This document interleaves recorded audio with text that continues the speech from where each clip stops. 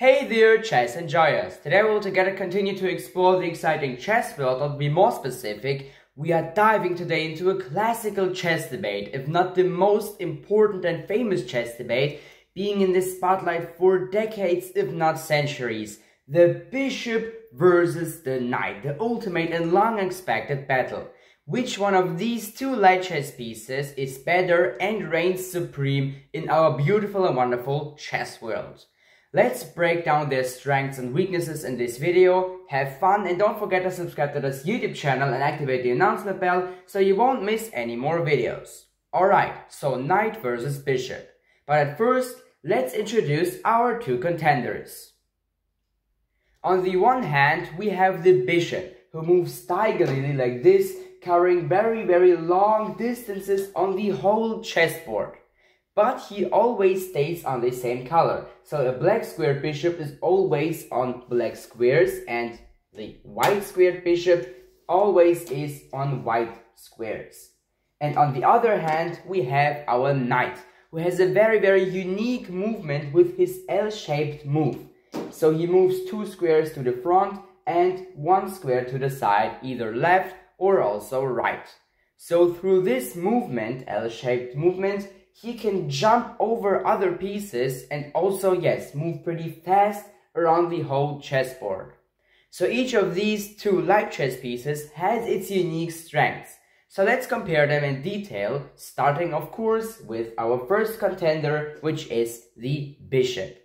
Its main advantage is the already shown long distance and long and wide range of, yes, controlling the chessboard. He can move really around the whole chessboard very fast. And this is also the reason why the bishop is very strong and powerful in open positions where there are not that many chess pieces left on the chessboard, like also, for example, in endgames.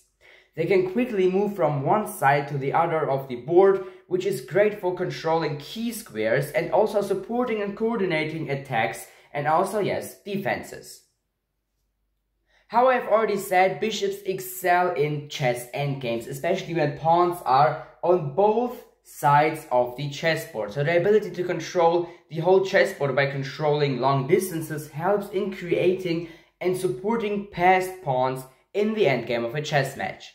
Another major advantage is the so-called bishop pair that you can already see very good here on c2 and c3 by white on the chessboard in this very interesting position, to which we will come right now.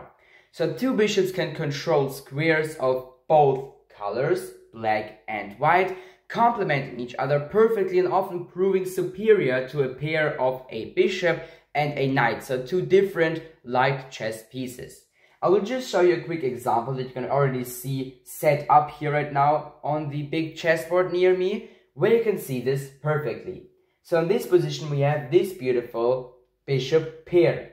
And if we would, for example, open up the position here, stacked up a bit, by playing, for example, pawn d5 and attacking the black bishop here on e6 and also basically forcing it to move back on f7, we also are attacking this pawn right now on f6, and it is also attacked by our pawn. And if this pawn somehow gets away, for example, after we have captured it right now, we can also move the queen here and have really big attacks right now nearby of the opponent's king, like for example like this. So we could see that this bishop here that was standing here on c2 and c3 is really very powerful, and there are many other examples where this is proven. Now let's take a look at the knight, so at our second contender in this very intense battle. Its unique L-shaped movement allows it to jump over other chess pieces, making it a very versatile and also, yes, unpredictable chess piece. This ability is particularly used in close positions where pawns, which are basically standing everywhere on the chessboard, block linear piece movement. So for example, the movement of the rook, who, yes, obviously moves in a linear way. In position with blocked pawn structures, some close positions, knights can dominate as they can just hop over obstacles, so over, yes, other chess pieces that will limit a bishop scope, so the movement of a bishop who cannot obviously jump over other chess pieces and obstacles.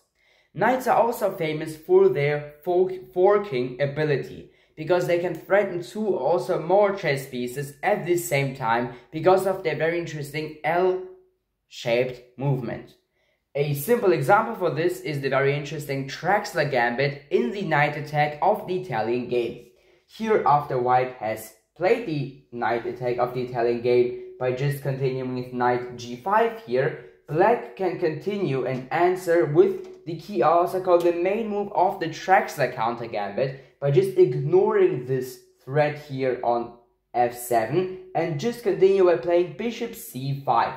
And here we can now obviously just capture the black pawn on f7 with our knight, attacking the black queen on d8 and the black rook here on h8 in the corner of the chessboard, both simultaneously, and obviously winning one of them in the following move. This is the fork of the very interesting knight, our second contender. Okay, so let's finally come to a conclusion of this very intense battle. Which one of these 2 light chess pieces, the bishop and the knight, is stronger and better? And my answer is, it depends on the position. In open games with few pawns, the bishop tends to be stronger, or at least a bit stronger than his opponent in this battle, the knight. Their long-range capabilities can dominate, and however, in closed games with many pawns, the knight, who has this very interesting and unique L-shaped movement, tends to be better, or let's say at least a bit better, than his opponent in this battle, which is the bishop. Because the knight can jump and move around the whole chessboard, around the pieces, and become way more valuable and stronger than the bishop in closed positions with many pawns. So, which piece is better? My answer again is, it's situational. Bishops shine in open positions and endgames, especially when paired, and knights excel the most in closed positions with many pawns. Knowing when and how to use these 2 chess pieces, in my opinion, is way more important and is the key to mastering chess. This is my conclusion. Thank you very much for your attention. Don't forget to subscribe to this YouTube channel and activate the announcement bell if you are interested in other videos. Also, don't forget to smash the like button and write down there in the comments about which other chess topics you want to have a brand new video about. And also, for example, another battle between 2 chess pieces, comparing them. Till next time, bye!